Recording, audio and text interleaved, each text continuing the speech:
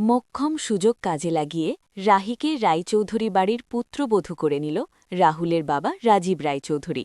হ্যাঁ বন্ধুরা, এমনটাই আমরা দেখতে পাব শুধু তোমারই জন্য ধারাবাহিকের আজকের দুর্দান্ত পর্বে। আজকের পর্বের শুরুতেই দেখা যায় রাহুলের বাবা রাজীব রায়চৌধুরী রাহিকে বলে, রাহি, তুমি রাহুলকে বিয়ে করে আমার পুত্রবধূ হয়ে আমার বাড়িতে চলো। তার এমন কাজ দেখে রাহুলের দাদু রাহুলের বাবাকে চুপিসারে বলে, তোর কি এমন জোর করাটা ঠিক হচ্ছে? রাহুলের বাবা তখন বলে, আমি এমন একটা সুযোগ কিছুতেই হাতছাড়া করব না বাবা। রাহি রায়চৌধুরী বাড়ির যোগ্য পুত্রবধূ হতে পারবে। তারপর রাহুলের বাবা রাহিকে বলে, কি রাহি, তুমি সকলের সামনে আগুন ছুঁয়ে যে প্রতিজ্ঞা রাখবে তো? কিন্তু রাহুল তখন বলে, রাহি, হ্যাঁ করলেই কি সব হয়ে যাবে বাবা?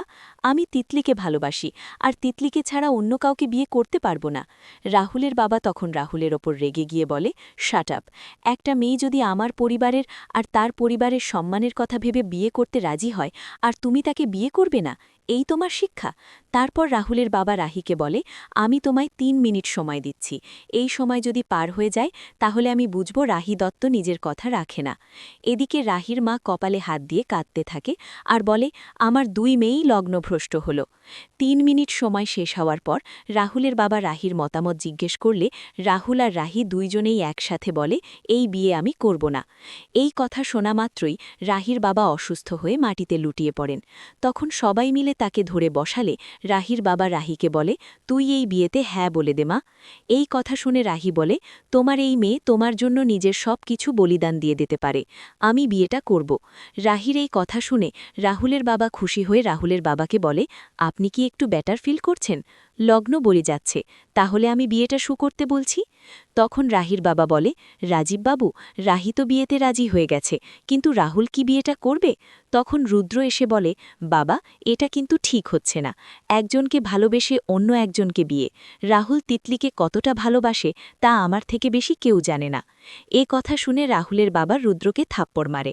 তারপরও রুদ্র কিছু বলতে গেলে রাহুল তাকে থামিয়ে দিয়ে তার বাবাকে বলে, এই বিয়েটা করলে শুধু আমার জীবনই নষ্ট হবে না, রাহির জীবনটাও নষ্ট হয়ে যাবে। শুধুমাত্র সম্মানের কথা ভেবে আমি কিভাবে এতটুকু বলতেই রাহুলকে থামিয়ে দিয়ে রাহুলের বাবা বলে, যাকে তুমি নিজেকে উজাড় করে ভালোবেসে গেছ, সে আজ একটা আনন্দের দিনে তোমাকে ছেড়ে বিয়ের মণ্ডপ ছেড়ে পালিয়ে গেছে। প্রেমে অন্ধ হয়ে থেকো না রাহুল, মানুষ চিনতে শেখো।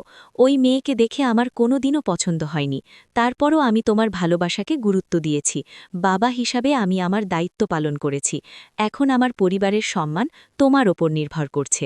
এই কথা শুনে রাহুল রাহিকে টেনে নিয়ে যায় মণ্ডপে আর রাহিকে বিয়ে করে নেয়। তো বন্ধুরা, কি মনে হয় তোমাদের?